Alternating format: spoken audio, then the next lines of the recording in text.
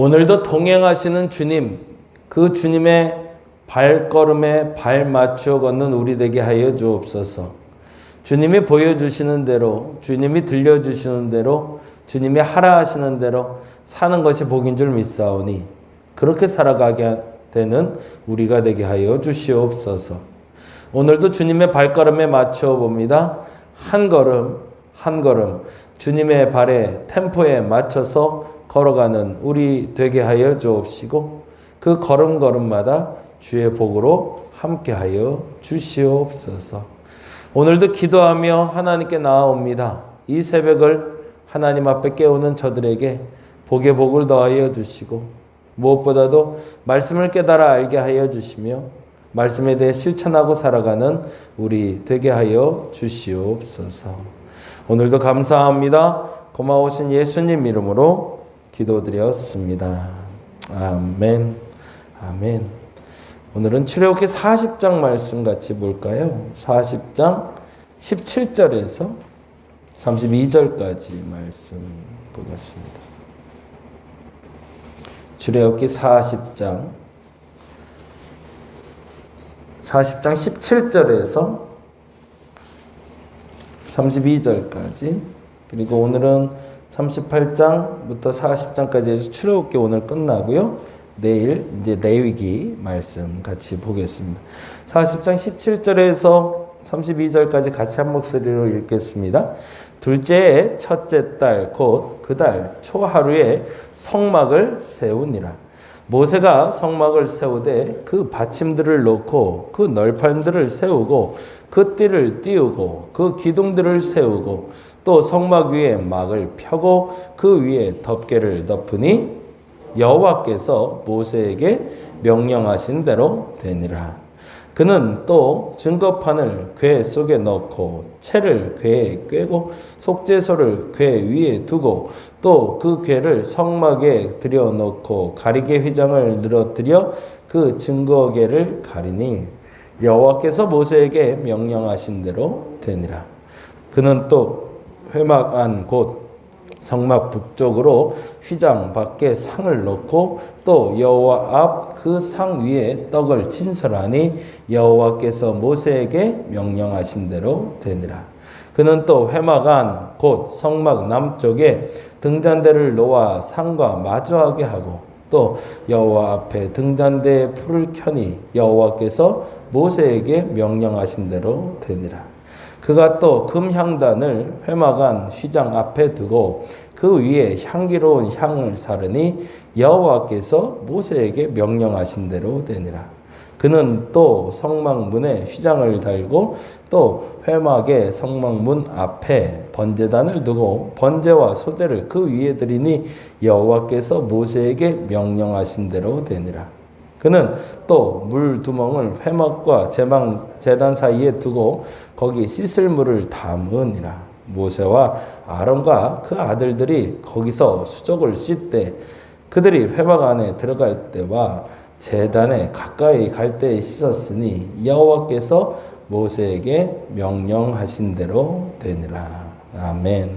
38장은 성막의 재료는 무엇인가 이렇게 적으시면 좋을 것 같아요. 38장 성막의 재료는 무엇인가? 이제 뭐 우리가 잘 아는 그런 단어 청색슬, 자색슬, 홍색슬 뭐 이런 단어들이 잘 나오는데 사실은 그게 뭔지도 어떤 영적인 의미를 부여하기도 하지만 사실은 그 광야에서 가장 구하기 쉬운 것들 그리고 일반적으로 유대인들이 많이 갖고 있는 것들을 중심으로 꾸며집니다. 그리고 조금 더 쉬운 표현을 하면 가정집의 흔한 물건들로 성막이 지어집니다.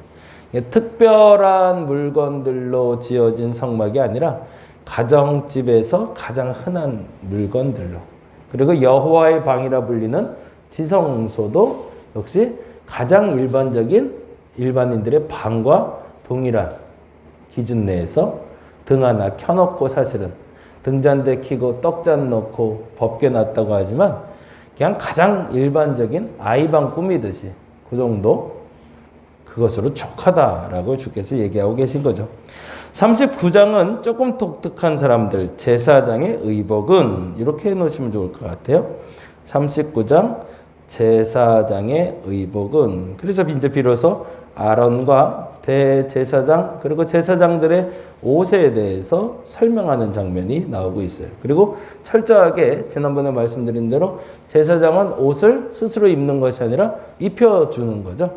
왜 그렇게 했다? 하나님께 철저하게 순종하는 모습이 드러나기 위해서 그랬다라는 이야기 같이 드렸고요. 그래서 제사장의 옷이 어떻게 만들어지고 있는지를 쭉 보게 되고요. 39장이. 그리고 39장 32절부터 비로소 성막의 역사가 맞춰지는 장면이 나오고 있어요. 그러면서 39장 32절부터 40장 마지막까지를 하나로 묶어서 성막을 세울 때 하신 명령은 이렇게 적으시면 좋을 것 같아요. 성막을 세울 때 하신 명령은 무엇인가? 성막의 재료가 뭐였고 38장, 39장 제사장의 의복은 무엇인가? 그리고 40장 성막을 세울 때 하신 명령은 무엇인가? 이렇게 해놓으시고 성막의 마지막으로 마무리하게 될 것 같습니다. 사실은 그래서 출애굽기는 애굽에서 이스라엘 백성들이 빠져나오는데도 주안점이 있었지만 빠져나온 이스라엘 백성들에게 성막을 허락하시는, 더 정확히는 하나님과 인생이 만날 장소를 성별하시는데 굉장히 많은 시간을 투자하고 있다라고 기억하고 보시면 좋을 것 같고요. 이게 가장 중요한 사건인 거죠. 출애굽기가 우리에게 주는 교훈은 하나님의 구원과 성별, 이 두 가지 기억하시고 읽으시면 훨씬 더 은혜롭게 같이 말씀 나눌 수 있을 것 같습니다. 오늘 말씀에서는 반복되는 단어들을 조금 좀 찾아보려고 하는데요. 먼저 17절, 40장 17절에 보면 이런 단어들이 나오고 있죠. 17절 먼저 볼까요? 17절, 40장. 둘째 해 첫째 달 곧 그 달 초하루에 성막을 세우니라 라고 날짜와 장소가 성별됐다라고 선포하는 거예요. 날짜와 장소가 성별되었다. 그리고서 성별된 이유를 이렇게 설명합니다. 19절 볼까요? 이제부터 줄을 치면서 볼게요. 19절 먼저 쭉 읽어봅니다.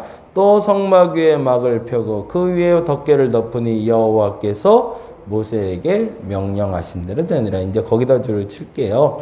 여호와께서 모세에게 명령하신 대로 되니라.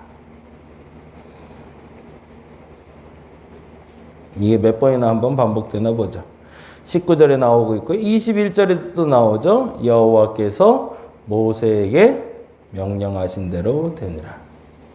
23절에도 나옵니다. 여호와께서 모세에게 명령하신 대로 되니라. 25절에도 나오죠. 여호와께서 모세에게 명령하신 대로 되니라. 27절에도 여호와께서 모세에게 명령하신 대로 되니라. 29절에도 나오네요. 여호와께서 모세에게 명령하신 대로 되니라. 그리고 32절에도 나옵니다.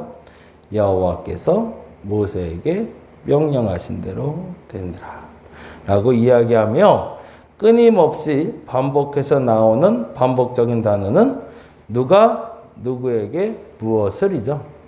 하나님이 모세에게 명령하신 대로 되었다잖아요. 그렇죠? 과거죠. 그러면 도대체 명령하신 게 뭔가? 물론 이제 그 사이사이에 이제 구절들을 뭘 어디에 놓고 뭘 어디에 놓고 있는데 그거보다 사실은 더 중요한 단어는 40장 9절부터 시작이 됩니다. 40장 9절부터. 40장 9절 가볼까요? 9절 같이 한번 읽어봅니다. 또 관유를 가져다가 관유에다 동그라미를 좀 해놨죠. 관유가 뭘까요?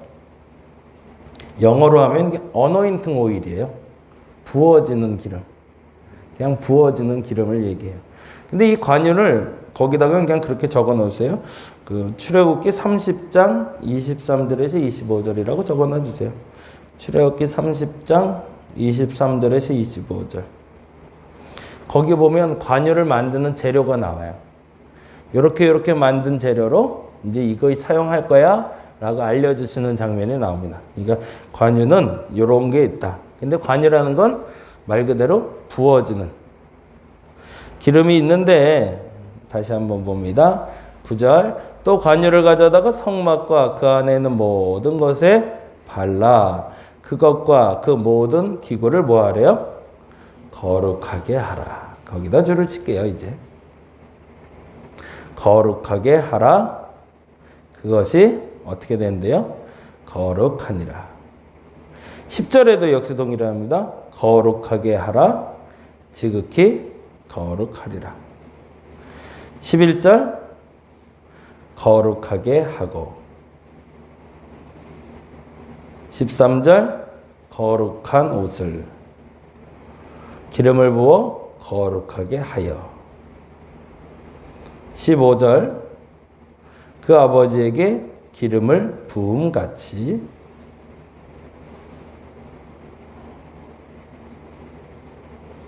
그들에게도 부어서 그들이 내 제사장의 직분을 행하게 하라. 그들이 기름 부음을 받았은즉 거기다 줄을 쳐놓을게요. 결국에는 관유가 부어지는 것 그것이 상징하는 의미가 있다는 거죠. 그것은 뭐다? 거룩이라는 거죠. 모세가 성막을 지으면서 여호와께서 명령하신 대로 그대로 되니라 라고 얘기했을 때 그대로 된 것은 위치 배치가 그대로 되었다는 얘기도 있지만 그것을 거룩하게 성별화하는 일을 행하였더니 라는 말이 되는 거죠. 16절에 그래서 이렇게 표현하고 있습니다. 16절 읽어봅니다. 모세가 그같이 행하되 곧 여호와께서 자기에게 명령하신 대로 다 행하였더라 라고. 이제 순서는 이렇게 되는 거죠.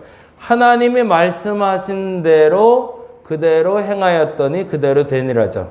근데 그 하나님이 말씀하신 것은 뭐다? 모든 것을 거룩하게 하라라는 거죠. 하나님 앞에 거룩하게 한 것이 그대로 되었을 때 비로소 이런 일이 이루어진다라고 얘기하고 싶은 거죠. 우리가 잘 아는 대로 성령의 부어주심을 기름 부음이라고 이야기합니다. 하나님 앞에 성별된 물건과 상황과 환경을 만들어가는 것을 하나님 우리에게 끊임없이 요청하고 계시고 그리고 그것을 그대로 행했을 때 다음에 일이 벌어진다는 거죠. 그게 40장 34절입니다. 34절